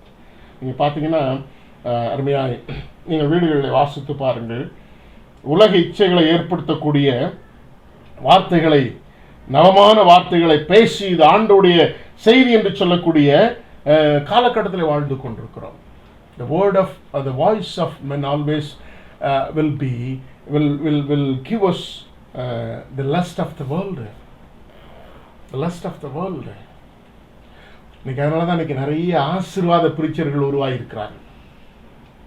அப்படி ஆசீர்வாதம் சொல்லக்கூடிய பிரசங்கிமா இருக்குதா நிறைய கூட்டங்கள் வருகிறது என்றால் தங்களுடைய சுய இச்சைகள் நிறைவேறுகிறதாய் அவர்கள் காண்கிறார்கள். விசுவாசத்தை குறித்து எபிரேயர் புத்தகத்தில் வாசித்து பாருங்கள். எபிரேயருக்கு எழுதின நிருபம் 11ஆம் அதிகாரத்தை நீங்க வாசித்து பார்த்தீங்கன்னா விசுவாசிகளுடைய பட்டியல் சொல்லப்பட்டிருக்கிறது. நிறைய பேர் இந்த விசுவாசத்தை குறித்து பிரசங்கம் பண்ணும்போது கூட என்ன செய்வாங்கன்னா, எதோட முடிச்சுக்கிடுவாங்கன்னா 11ஆம் அதிகாரம் 11ஆம் வசனத்துல இருந்து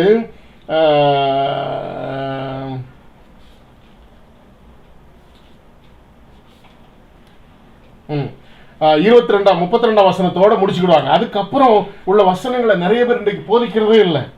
விசுவாசத்தினாலே அவர்கள் ராஜ்யங்களை ஜெயித்தார்கள், நீதியை நடப்பித்தார்கள், வாக்குத்தத்தங்களை பெற்றார்கள், சிங்கங்களின் வாய்களை அடைத்தார்கள் சொல்லி வாசிக்கிறார். அடுத்த வசனம், அக்னியின் உத்திரத்தை அவித்தார்கள், பட்டைக்கருக்கு தப்பினார், பலவீனத்தில் பலம் கொண்டார்கள், யுத்தத்தில் வல்லவனான அந்நியருடைய சேனைகளை முடித்தார்கள். அதுக்கு அடுத்த வாக்கியத்தை யாருமே அதிகமாக போதிப்பதில்லை. ஸ்திரீகளை சாக கொடுக்க தங்களுடையவர்களை உயிரிழந்துக்க பெற்றார்கள். வேறு சிலர் மேன்மையான உயிர்த்தெழுதலை அடைபடிக்கு விடுதலை பெற சம்மதியாமல் வாதிக்கப்பட்டார்கள். வேறு சிலர் நிந்தனைகளையும் அடிகளையும் கட்டுகளையும் காவலையும் அனுபவித்தார்கள். இதை யார் பிரசங்கிக்கிறார் இன்னைக்கு? ஆக விசுவாசத்தை குறித்து, ஆவிக்குரிய ஜீவியத்தை குறித்தோ இன்னைக்கு பிரசங்கிக்கிற பிரசங்கமா நமக்கு காதுகளுக்கு இனிமையா இருக்கணும். முதல்ல இன்னைக்கு வசனம் கேட்கிறவங்களுக்கு என்னன்னா, கேட்க நல்லா இருக்கணும். அது நல்லா இல்லைன்னா இந்த பிரசங்கியார் நல்லா பிரசங்கம் பண்ணல, ஐயா பிரசங்கியார பார்க்காதீங்க யார் பிரசங்கம் பண்றாங்கன்னு. அன்றைக்கு உங்களுக்கு என்ன செய்தி ஆண்டவர் சொல்ல விரும்புகிறார் என்பதை பாருங்களேன். We make a comment often. Today's sermon was not good. It was not good. It was not good. What was not good? So we forget then and there.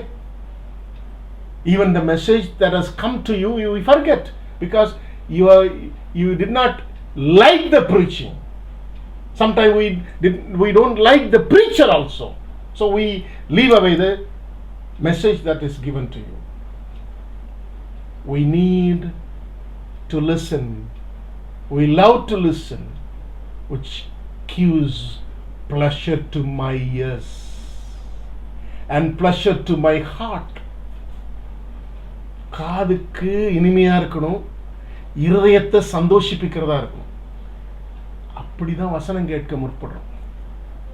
இதெல்லாம் மனுஷனுடைய வார்த்தைகளாக இருக்கும் அவைகள் எல்லாம்.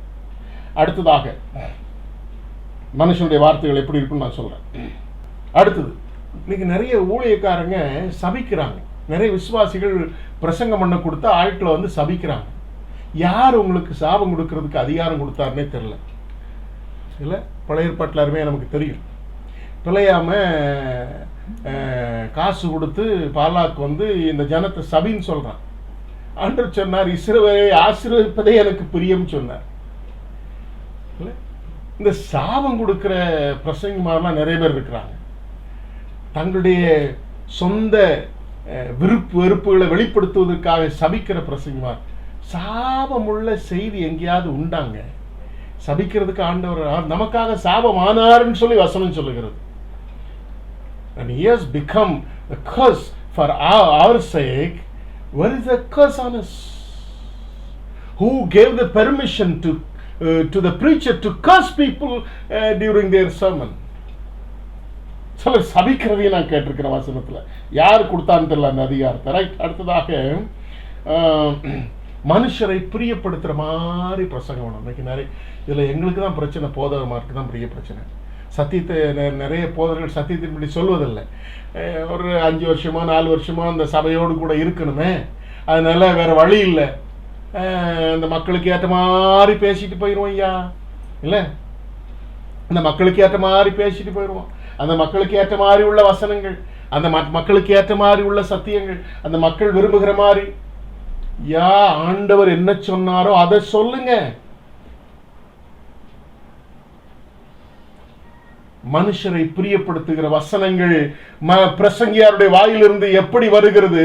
மனுஷனுக்கு இதமாய் வருகிறது, அவர்களுக்கு ஏற்ற விதமாய் வருகிறது. அது மனதை குத்தும் என்றால் ஆவியானவர்களோடு பேசிக் கொண்டிருக்கிறார். அது கர்த்தருடைய வசனமாக இருக்கும்.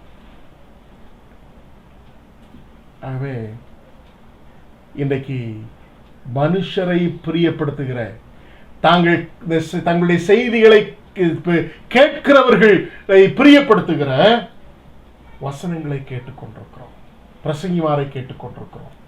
இன்னும் ஒன்றை மாத்திரம், மனுஷனுடைய சத்தம் எப்படி இருக்குன்னு சொல்லி முடிக்கிறேன். நிறைய பேர் இன்றைக்கு பிரசங்கிமார் தங்களுக்கு ஆதாயம் உண்டாகும்படி வசனங்கள்லாம் கொடுத்திருக்கிற நீங்கள் வீடுகளில் சென்று வாசித்து பாருங்கள். தங்களுக்கு ஆதாயம் உண்டாகத்தக்கதான செய்திகளை மாத்திரம் கொடுக்கிற காலகட்டத்தில் வாழ்ந்து கொண்டிருக்கிறோம். ஆகவே மக்களை ஆதாயப்படுத்துவதற்கு, ஆத்மாதாயம் இல்லை, தங்களுக்கு ப்ராஃபிட் உண்டாகும்படி பிரசங்கிக்கூடிய வார்த்தைகள் இருக்கிறது. ஆகவே இவைகளெல்லாம் கர்த்தருடைய வார்த்தைகள் இல்லை. These are all not the word of God, or word of truth of God, or message of God to you on that day.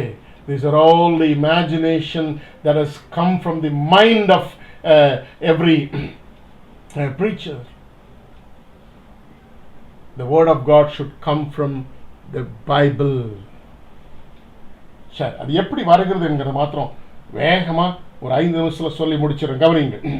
The truth word of God, ஒருவேளை இதுல அந்த கான்டென்ட்டை மட்டும் சொல்லிட்டு அதை விலைக்கு வருகிற வார்த்தை உங்களோடு கூட சொல்லிக்கொள்ள விரும்புகிறேன். முதலாவது என்ன செய்கிறது?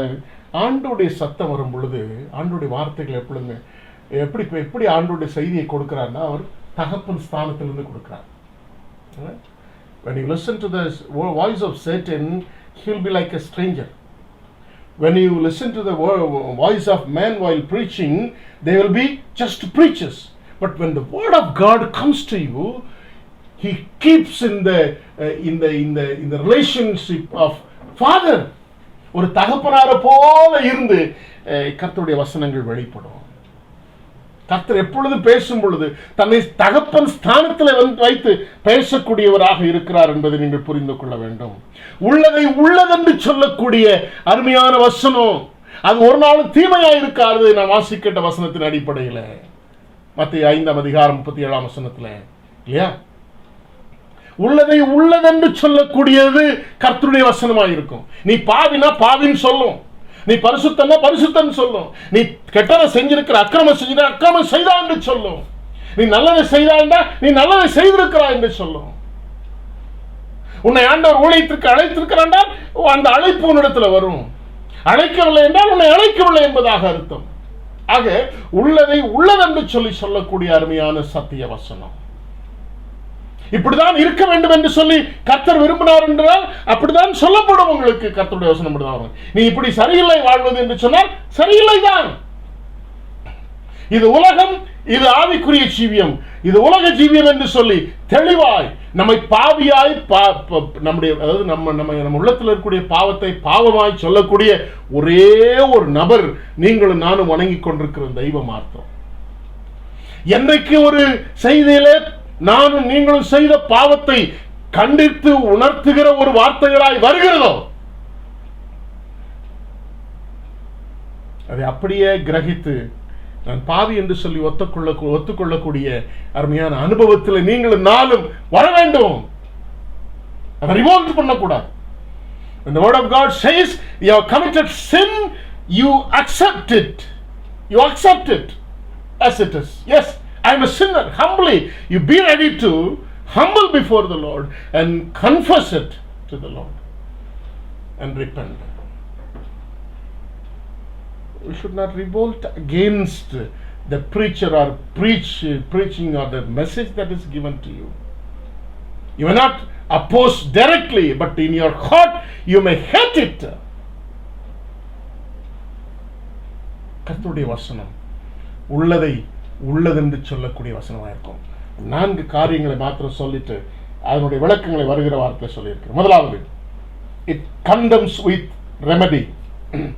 அது ஒரு ஒரு ஒரு எச்சரிப்பை கொடுக்கக்கூடியதாக எப்பொழுதுமே கர்த்தருடைய வசனம் புறப்பட்டு வருகிறது. இரண்டாவது, it cautions with remedy. It cautions with remedy. The first one is it cautions with remedy. ஒரு எச்சரிக்கை கொடுக்கக்கூடியதாக இருக்கிறது. அடுத்தது, it condemns with care. அது நம்மை கண்டித்து உணர்த்துகிறது அக்கறையோடு.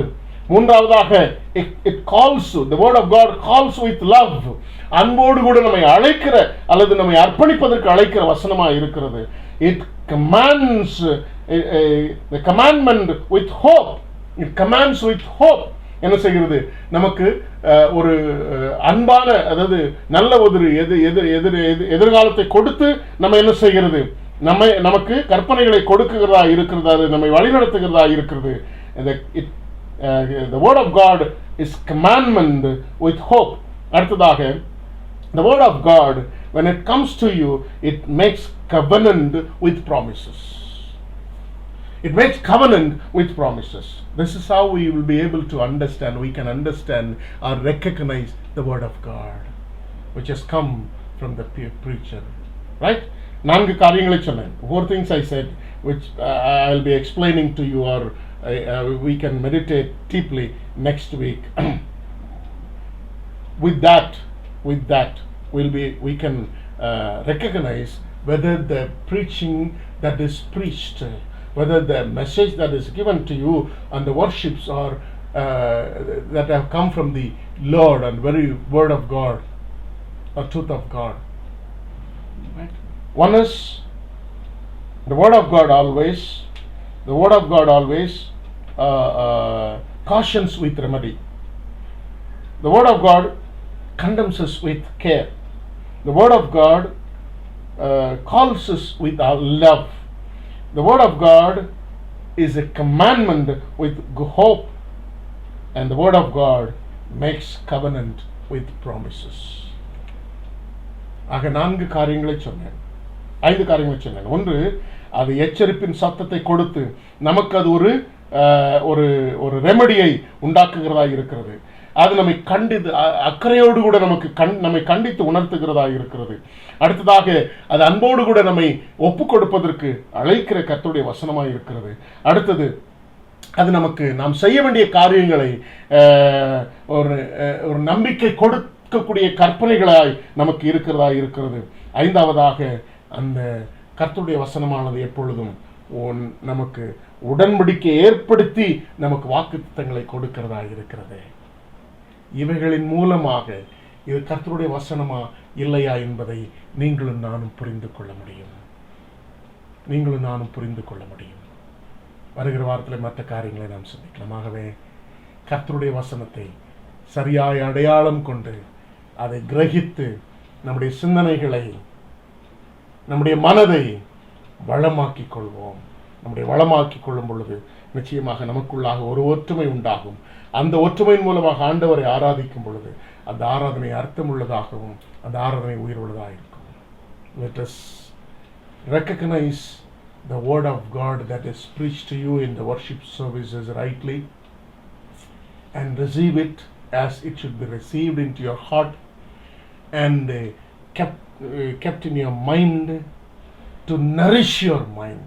By nourishing your mind through the word of God or truth of God, you bring an unity within yourselves. With that unity and oneness, when you worship the Lord, truly that worship will be a meaningful and live. In that worship, we can look for the resurrected Lord. May God bless you all. கர்த்தர் ஆசீர்வதிப்பாராக. நாம் இப்பொழுது ஆராதனைக்கு முடிவிற்கென்று எழுந்து நின்று கீர்த்தனைகளிலே 106ஆம் கீர்த்தனை பாடுவோம். 106ஆம் கீர்த்தனை, ஒரு மருந்தரும் குறு மருந்து உம்பரத்தில் நான் கண்டேன் என்கிறதான பாடலை நாம் பாடுவோம்.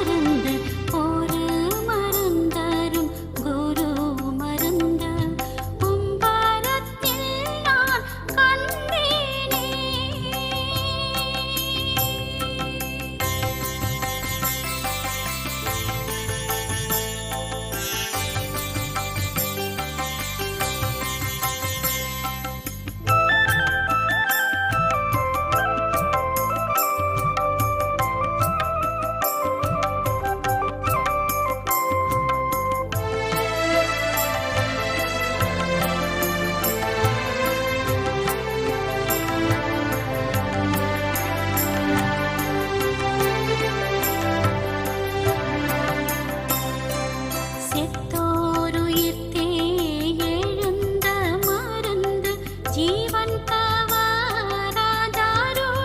மருந்து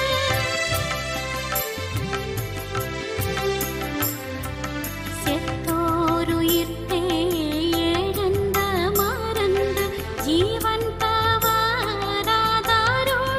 மருந்து பக்தரை சுத்திகரித்திடும் மருந்து பரம வாழ்வினில் சேர்க்கும் மருந்து ஒரு மருந்தரும் குரு மருந்து கும்பரத்தில் நான் கண்டேனே அருள் மருந்துடன் ஆனந்த மருந்து ஆதியில் தானாய் முளைத்த மருந்து அரும்பினைகளை மாற்றும் மருந்து வறுமை உள்ளோர்க்கே வாய்த்த மருந்து ஒரு மருந்தரும் குரு மருந்து கும்பரத்தில் நான் கண்டேனே ஒரு மருந்தரும் குரு மருந்து கும்பரத்தில் நான் கண்டேனே.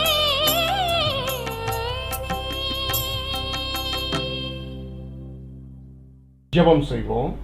எங்களை நேசிக்கிற நல்ல பிதாவை உம்மை துதிக்கிறோம், உம்மை ஸ்தோத்திரிக்கிறோம் சாமி. ஆண்டவர் தந்த அந்த ஆராதனை வேளைக்காக உமக்கு நன்றி சொல்கிறோம். ஆரம்பம் முதல் இம்மட்டாக கர்த்தர் எங்களோடு கூட இருந்தீர். எங்களுக்கு ஆசீர்வாதமாக இந்த ஆராதனை மாற்றி தந்தீர். நாங்களும் ஆராதனையில் அமர்ந்து ஆராதிக்கிறவர்கள் எப்படி இருக்க வேண்டும் என்கிறதான செய்தியையும் கேட்க நீர் உதவி செய்து உம்மை ஸ்தோத்திரிக்கிறோம் சாமி. கர்த்தருடைய வசனங்கள் மூலமாக எங்களை மனதை வளமாக்குவதற்கு எங்களை ஒப்புக் கொடுக்க அழைத்திருக்கிறேன் சாமி. அதே நேரத்தில் இன்றைக்கு சாத்தானான வசனங்களை எடுத்து போடுகிற நிலைமைகள் காணப்படுகிறது. எங்களை ஏமாற்றி எடுத்து போடுகிற நிலைமை காணப்படுகிறது சாமி. மாத்திரமல்ல, இன்னைக்கு மனுஷர்கள் தங்களுடைய சொந்த கற்பனைகளை ஆண்டுடைய வசனங்களாக பிரசங்கிக்கூடிய காலத்தில் வாழ்ந்து கொண்டிருக்கிறோம். எங்களுடைய காதுகளுக்கு இச்சையை கொடுக்கக்கூடிய போதைகளை உருவாக்கி கொண்டிருக்கிறோம். இன்னைக்கு அப்படிப்பட்ட ஒரு நிலைமையை காண்கிறோம் சாமி. ஆனாலும் கர்த்தருடைய வசனம் எப்படிப்பட்டதாக இருக்கும் என்பதை இதனால எங்களோடு கூட பகிர்ந்தளித்ததற்காக ஸ்தோத்திரிக்கிறோம். தகப்பனாய் இருந்து உங்களுடைய வசனம் தருகிறீர் என்பதை சொன்னீர் சாமி. ஆகவே நாங்கள் பிள்ளைகளாய் இருந்து கர்த்தருடைய வசனத்தை நாங்கள் கேட்க வேண்டிய பிரகாரமாய் உம்முடைய வசனத்தை அடையாளம் கண்டு கொண்டு உம்முடைய சத்தத்தை அடையாளம் கண்டு கொண்டு சாமி சொல்லப்படுகிற செய்தி எங்களுடைய வாழ்க்கையில் அபியாசப்படுத்த அர்ப்பணித்த பிள்ளைகளை நீர் ஆசீர்வதி. உடைய பிள்ளைகள் கொடுத்திருக்கிற காணிக்கைகளுக்காக ஸ்தோத்திரிக்கிறோம். நீர் அங்கீகரித்து ஆசீர்வதிப்பீராக. தெய்வத்தினுடைய ஆசீர்வாதம் உழைப்பிலே காணப்பட ஆண்டவரே ஒரு பகுதி நமக்கு கொடுத்து உம்மை கனப்படுத்த நீர் உதவி செய்து உம்மை ஸ்தோத்திரிக்கிறோம். அந்த துதி கன மகிமை எல்லாவற்றையும் அந்த காணிக்கைகளோடு கூட பிள்ளைகளை நீர் அங்கீகரித்து ஆசீர்வதித்து அவர்களை காத்துக்கொள்ள ஒப்புக் கொடுக்கிறோம். தெய்வ சமாதானத்தோடு ஒவ்வொருடைய வாழ்வையும் பாதுகாத்துக் கொள்ளும். இயேசு கிறிஸ்துவின் நாமத்தில் ஜெபிக்கிறேன் நல்ல பிதாவே, ஆமென். நம்முடைய கர்த்தராகிய இயேசு கிறிஸ்துவின் கிருபையும் பிதாவாகி தேவனுடைய அன்பும் பரிசுத்த ஆவியானுடைய ஐக்கியமும் காவலும் சந்தோஷம் சமாதானமும் என்னென்றைக்கும் உங்கள் அனைவரோடும் இருந்து வழி நடத்துவதாக. ஆமென், ஆமென். என் ஆத்துமாவே கர்த்தரை ஸ்தோத்ரி, என் முழு பரிசுநாமத்தை ஸ்தோத்ரி. என் ஆத்துமாவே கர்த்தரை ஸ்தோத்ரி, கர்த்தர் செய்த சகல உபகாரங்களையும் மறவாதே. ஆமென், ஆமென்.